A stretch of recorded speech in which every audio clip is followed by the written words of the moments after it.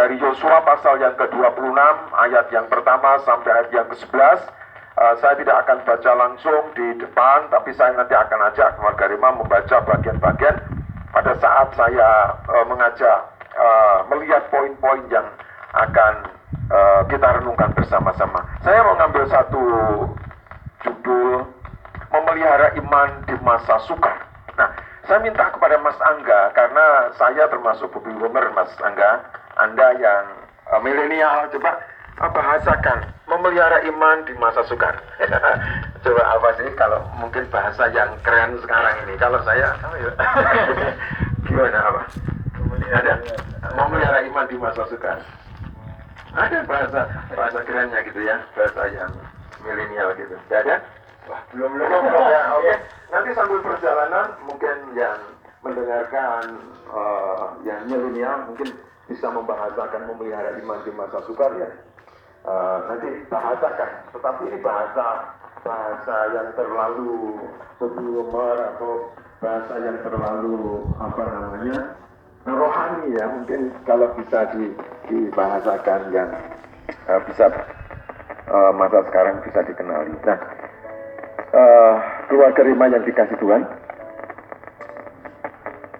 kondisi yang saat ini sedang terjadi di sekitar kita, atau bahkan bukan di sekitar saja, secara global di seluruh dunia ini sedang hampir terjadi sebuah kondisi yang sama. Nah, ketika kita menghadapi kondisi yang seperti sekarang ini, semua orang bisa atau boleh bermimpi dan juga memiliki banyak pengharapan-pengharapan. Tetapi seringkali kenyataan dengan pengharapan, dengan impian itu sangat-sangat berbeda. Nah, bagaimana keluarga Rema yang dikasih Tuhan? Ketika kita memimpikan sesuatu, mengharapkan sesuatu, tetapi kenyataannya tidak sama dengan apa yang kita harapkan dan yang kita impikan, mungkin banyak orang akan menjadi kecewa.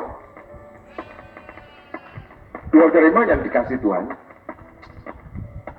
kata kecewa atau mungkin kata-kata yang mungkin sama atau sinonim dengan kata kecewa itu sebetulnya adalah bahasa yang dipakai oleh orang yang tidak menerima, atau kecewa itu sebetulnya bahasa yang dipakai oleh orang yang menolak kebijaksanaan Tuhan. Ya, mari kita belajar bersama-sama. Nah, karena orang yang kecewa itu kecewa dengan keadaan, orang kecewa dengan hidupnya, itu adalah orang yang sebetulnya sudah kehilangan hubungan dengan Tuhan. Atau kalau misalnya tidak kehilangan, ya hubungannya dengan Tuhan itu mengalami kerusakan. Sehingga seolah-olah kebijaksanaan Tuhan itu salah. Kebijaksanaan Tuhan itu tidak benar ketika tidak sesuai dengan impiannya, ketika tidak sesuai dengan harapannya. Keluarga Rema yang dikasih Tuhan, sebetulnya kalau kita mau belajar juga bahwa ketika orang itu mengalami sebuah kekecewaan terhadap hidupnya, terhadap kondisi, terhadap situasi yang sedang terjadi, itu sebetulnya ada satu kuasa yang bukan dari Tuhan, dan itu adalah sedang mengintervensi akan hidup kita, sedang campur tangan atas hidup kita. Atau kalau bisa saya terjemahkan ya, ada siasat iblis yang sedang merasuk ke dalam kehidupan seseorang yang sedang kecewa itu. Karena kalau kecewa itu nanti akhirnya berkembang, itu akan bisa orang itu marah dengan kondisinya, marah dengan situasi yang sedang terjadi, atau bahkan marah dengan Tuhan. Dan akhirnya orang itu bisa kehilangan akan imannya. Orang itu akan bisa kehilangan kepercayaannya kepada Tuhan. Bapak Ibu Saudara yang dikasih Tuhan, keluarga Rema semua, seringkali kalau kita melihat untuk pekerjaannya, untuk bisnisnya, untuk kuliah atau studinya, atau mungkin untuk keluarganya, bahkan untuk pelayanannya, seringkali seseorang itu mau berjuang sekuat tenaganya, sekuat pikirannya, berusaha mempertahankan semaksimal mungkin bagaimana berhasil dan jauh daripada kegagalan. Mereka dengan berbagai macam upaya memperjuangkan. Tetapi keluarga Rema yang dikasih Tuhan, tidak banyak orang Kristen yang mengupayakan untuk memelihara iman mereka. Padahal kalau kita merenungkan, mempelajari akan iman, itu iman itu akan menjadi sebuah dasar untuk orang itu mencapai banyak perkara-perkara yang besar. Karena melalui iman itu orang akan bisa mencapai sesuatu yang mustahil buat hidupnya, yang mungkin tidak mungkin buat hidupnya. Tetapi karena iman percayanya diarahkan, difokuskan, ditujukan kepada Tuhan, maka ada campur tangan Tuhan untuk seseorang bisa mencapai apa yang tidak mungkin buat hidupnya, atau perkara-perkara besar yang mustahil buat hidupnya. Nah, oleh karena itu, pada saat pagi hari ini saya mengajak keluarga Rema untuk tidak sekedar mempertahankan hidup untuk hidup, tetapi mari kita belajar bersama-sama.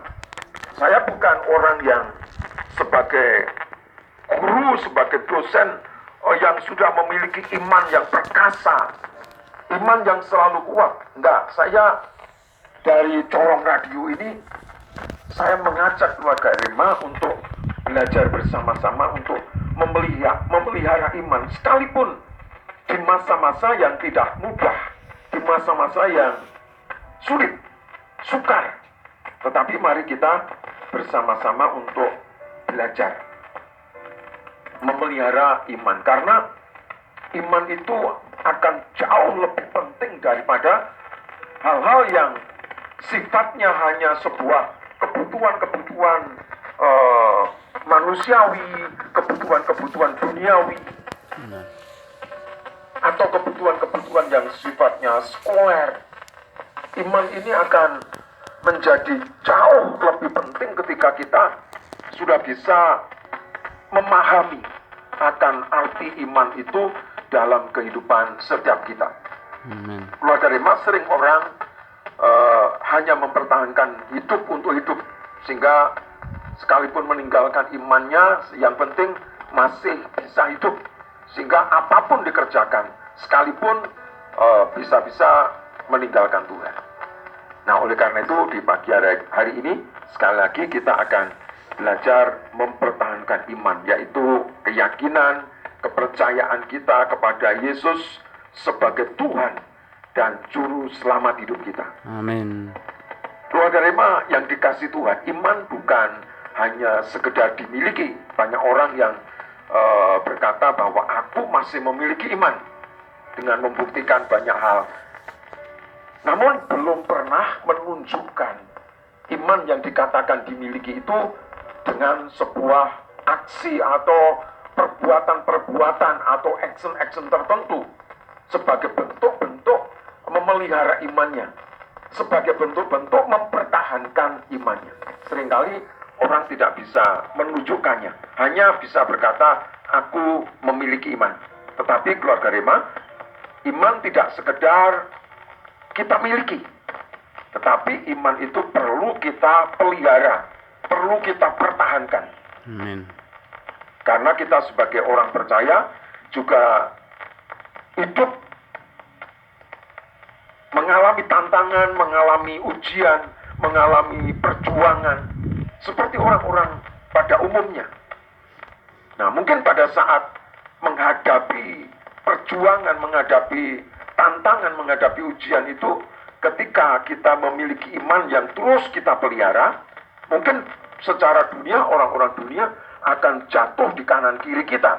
Tetapi kita sebagai orang-orang beriman, kita akan tetap tegak berjalan, menatap masa depan yang sudah Tuhan sediakan bagi setiap kita.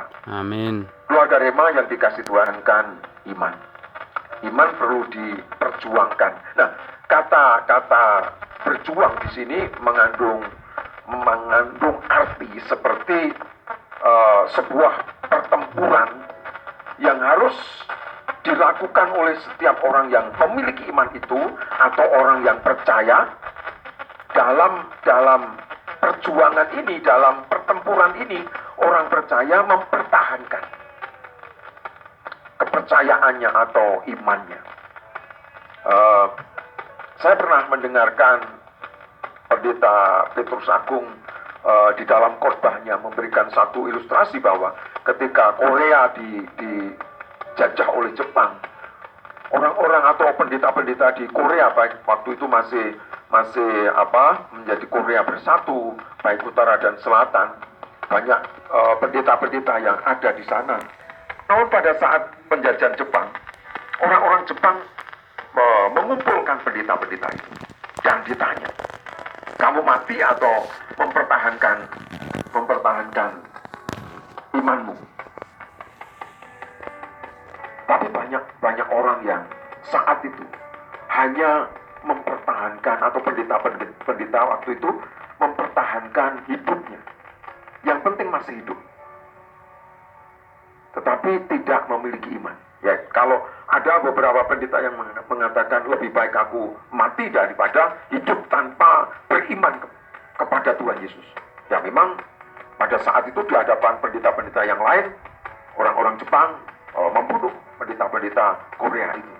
Tapi banyak juga pendeta yang hanya sekedar yang penting aku masih bisa hidup, dan lebih baik mengatakan kepada orang Jepang, aku memilih hidup dan menyangkali Yesus. Nah, oleh karena itu kita akan berjuang mempertahankan iman, karena butuh sebuah perjuangan. Iman itu butuh sebuah perjuangan. Tidak sekedar iman perlu diletakkan dalam sebuah posisi, dalam sebuah tempat yang terbaik atau tersembunyi, tidak terlihat oleh siapapun. Tidak, keluarga Rema. Perlu memiliki sebuah perjuangan atau pertempuran, seperti mempertahankan sebuah kota, dan itu adalah iman. Seperti Rasul Paulus menggambarkan mempertahankan iman itu, bertandinglah dalam pertandingan iman yang benar dan rebutlah hidup yang kekal. Amin. Jadi hidup kekal itu hanya bisa direbut oleh karena kita masih memiliki iman. Amin. Untuk itulah engkau dipanggil atau telah dipanggil dan telah engkau ikrarkan ikrar yang benar di depan banyak saksi untuk mencapai kehidupan kekal, seperti atlet di dalam pertandingan. Nah, atlet di dalam pertandingan tidak sekedar atlet itu terjun ke dalam sebuah arena pertandingan saja. Sebelum dia terjun kepada arena pertandingan, sebelumnya sudah berlatih dengan keras. Tanpa latihan keras, mereka tidak mungkin untuk bisa bertanding di area pertandingan. Nah, oleh karena itu, ya, kalau Rasul Paulus memberikan gambaran seperti dikatakan di dalam 1 Timotius pasal 6 ayat yang ke-12 yang saya baca ini, kita di dalam mempertahankan dan juga memelihara iman, ya, seperti kita akan terjun ke dalam sebuah arena pertandingan itu. Dari hari ke hari, dari waktu ke waktu, perlu ada sebuah pemeliharaan terhadap iman itu.